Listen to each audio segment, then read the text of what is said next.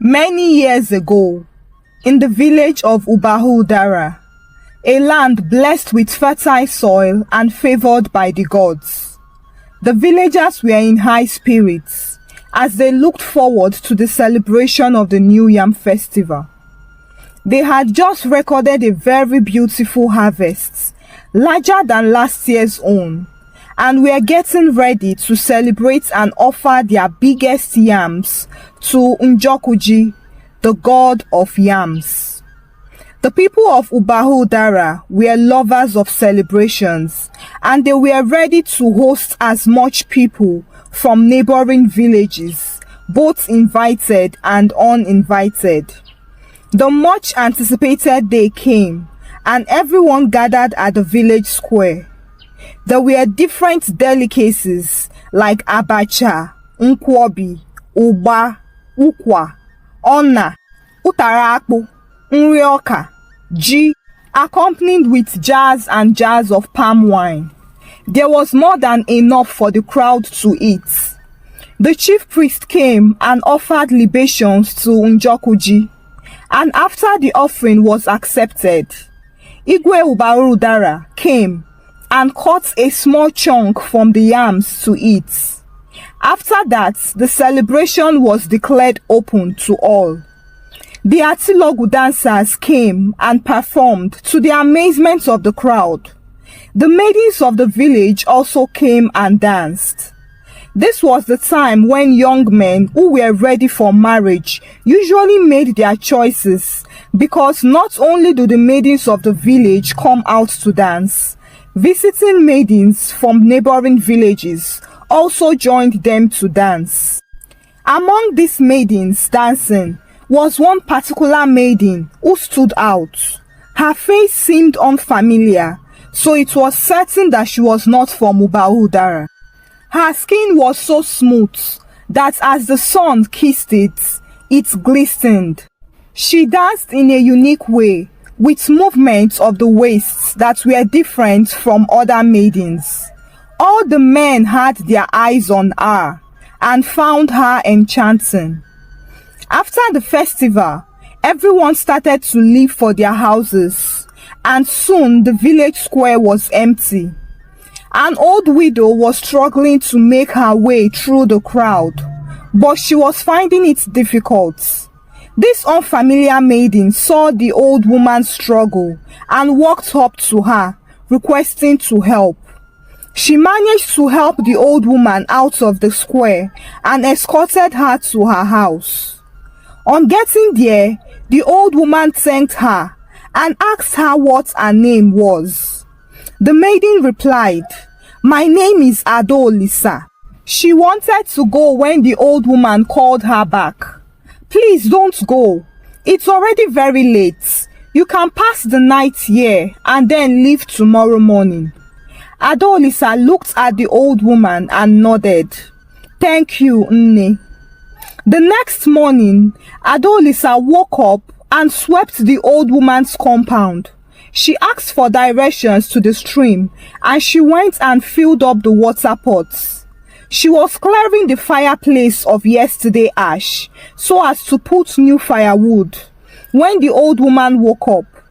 The old woman was surprised to see the compound already swept. She saw Adolisa at the fireplace, and she went up to her. "Adolisa, you are up already." Adolisa greeted her. "Ututu ọma nne." "Ibolachi," the old woman said. "I see that you have swept the compound and filled the water pots. You have really done well, my daughter. May the gods bless you." Suddenly, the old woman started to cry. Adolisa was surprised and tried to console her. "Nne, what is it? Why are you crying? Did anybody offend you?" The old woman looked at her and said, "I just remembered that I have no daughter. I had no children before my husband died. And seeing all these things you did for me brought tears to my eyes. I wish I had a daughter." Adolisa then told her, "Don't be sad, Nne. Don't worry. I will be visiting you always. From now on, you can see me as your daughter." The old woman laughed and asked her, "Which village are you from?" Adolisa replied, "Umoi." The old woman said, "That's quite far from here." Adolisa went on to assist her and kept her company. Then later in the afternoon, she went back to her own village. On her way, she met two young men, and one of them stopped her and asked to speak with her. "Beautiful maiden, I saw you yesterday at the festival. My name is Lotanna. What is your name?" She replied, "Adolisa." "Wow, such a beautiful name for a beautiful maiden. I see you are in a hurry," he said. Adolisa told him, "Yes, I'm on my way to my village. I need to hurry along." Lotanna asked her, "I hope I will see you again." "If the gods wish," Adolisa said, and hurried off. Lotanna then told his friend, who had been watching them all along, that there was something special about this maiden and that he was going to win her affection. His friend Anayo wished him luck and they left. 4 market days later, Adolisa visited the old woman, who was very happy to see her. She quickly helped her with the house chores and set off for the stream to fetch water. While coming back, she heard a voice call her, "Adolisa." She turned and it was Lotanna. He offered to help her, but she declined. He then went on to tell her that he really liked her and would like to be friends with her. Adolisa said, "I am not from this village and I don't know you. I only came to help Nne." Lotanna told her that he was a nice person and she would soon get to know him. He begged Adolisa to accept his friendship requests and she said she would think about it. Adolisa stayed for some days with the old woman, helping her and keeping her company. The old woman too was kind to her and took her as a daughter. Lotanna continued to pester Adolisa, but she turned him down. His friend Anayo told him to forget about her because he was making the girl special. That is why she was becoming proud. Lotanna refused and told Anayo that Adolisa was special and she must be his. Anayo then told Lotanna that he had a perfect plan on how to get Adolisa to fall for him and even beg him to love her. Lotanna got curious and asked him how, but Anayo told him not to worry and to keep calm. On this particular day, Adolisa was on her way to fetch water for Nne from the stream. She was walking along the bush path when Anayo came out of the bush all of a sudden. He told her to please come and help him as Lotanna was convulsing and he needed help. Adolisa quickly followed Anayo into the direction of the bush Lotanna was. When they got there, Lotanna was not convulsing and Adolisa looked at Anayo in confusion. Anayo signaled to Lotanna to shoot his shots. Lotanna walked up to Adolisa and started to express how he felt to her. "Adolisa, I need you in my life, and my life would be in convulsion without you." Adolisa was pissed. "Is this why you came to call me? You tricked me to come here because of this. I have told you countless times that I don't keep male friends. It is against my values." Adolisa turned to leave, but was blocked by Anayo. "Where do you think you are going to?" Anayo asked. He pushed her towards Lotanna. "You are too proud. My friend has been asking you out, but you keep turning him down. Who do you think you are? It's either you agree now or you will regret it."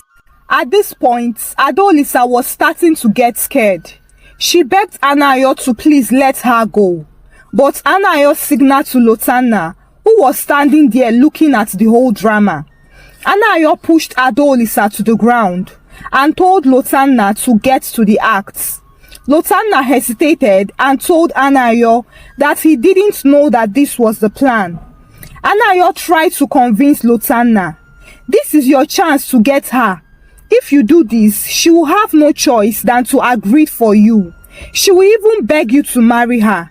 Adolisa begged Lotanna to not do this evil. She cried and begged, but Lotanna seemed to be convinced by his friend as he tore Adolisa's clothes. Suddenly, a python started to crawl towards them. Anayo saw it and shouted to Lotanna, who quickly stood up, leaving Adolisa on the floor. Anayo and Lotanna took their cutlass and killed the snake, cutting it into pieces with their cutlass.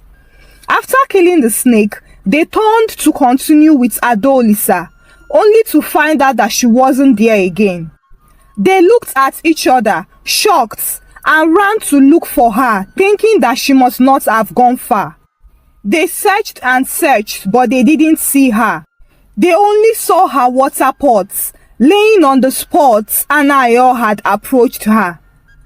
They gave up their search and went home, praying that she doesn't report the incidents to anybody. Meanwhile, at home, the old woman was starting to get worried. It's been hours since Adolisa went to the stream to fetch water. She was supposed to be back by now. By evening, the old woman went out and started to ask people if they had seen Adolisa, the girl that usually came to visit her. Nobody seemed to have seen her or known where she was. The next day, the old woman continued her search, but it was futile as no trace of Adolisa was seen anywhere.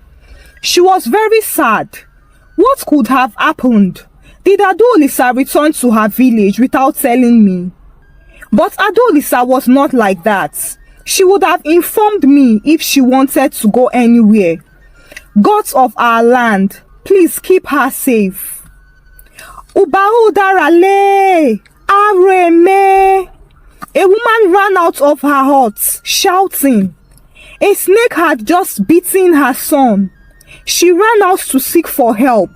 But before people could come to her aid, the snake was nowhere to be found, and the boy had died. Everyone was shocked. This was a strange occurrence, the first of its kind. The people of Ubahudara did not know what had befallen them, because 2 days later, the same incident happened, and would continue to happen. Anayo went to Lotanna's house that day to discuss with him about the strange happenings in their village.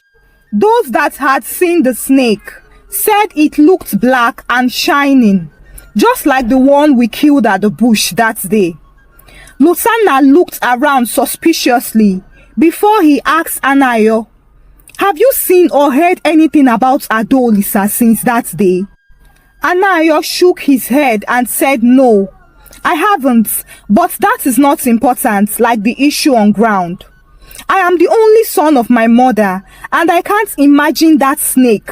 No, I need to leave this village. It's not safe here anymore." "So what do you want to do?" Lotanna asked him. "I will go to my maternal's village tomorrow. I think you should also consider leaving for your own safety," Anayo answered. Lotanna decided to see Anayo off, and on their way, the snake came out from nowhere and bit Anayo. Lotanna screamed and ran away as the snake vanished. That was how Anayo died that very day. The snake was killing the firstborn sons in the village, and the villagers started to panic. They did not want all their Diokpara to be eliminated. The king sent for the chief priest to seek for answers. When the chief priest came, he told the king that he has been warned to not interfere in this issue. Rather, he told the king to go to Umohi and seek the help of their priestess. The king sent some chiefs to Umohi, and when they got to the hut of the priestess, they greeted her and told her the reason they had come. The priestess looked at them and told them that they were very lucky they came on time.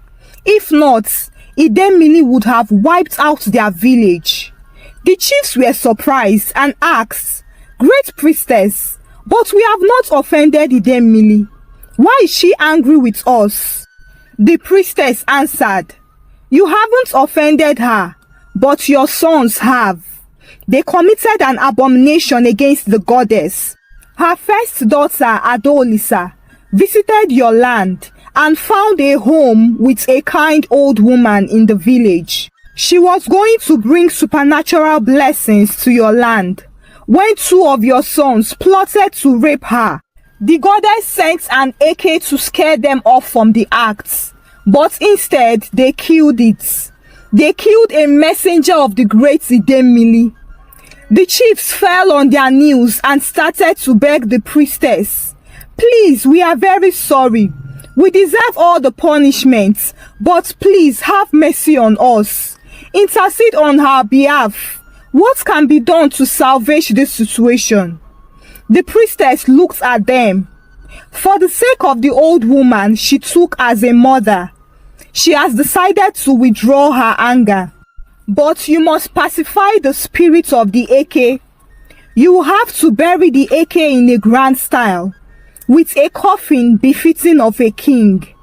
Henceforth, on no account must any of your kinsmen kill an AK. It is a messenger of peace and doesn't harm anyone. One of the boys who committed the evil act is dead. The second one must bring sacrifice to appease the goddess Idemili, and his generation would have to be priestesses of the great Idemili. When you do all these things, your land will be free from her wrath." The chiefs returned to Ubahudara and reported to the king. They did all that has been instructed and held a grand burial for the AK with everyone wearing white. Lotanna went to Umohi for the sacrifice, and the death stopped. His daughters and daughters after them became set apart as priestesses of Idemili. One night, the old woman dreamt.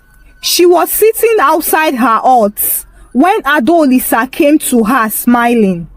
The old woman was happy and stood up to hug her, but she suddenly woke up. The next morning, she went outside her hut to find out that the compound has been swept and all the water pots were filled with water. The old woman looked up and smiled. "My daughter, you are finally back to me."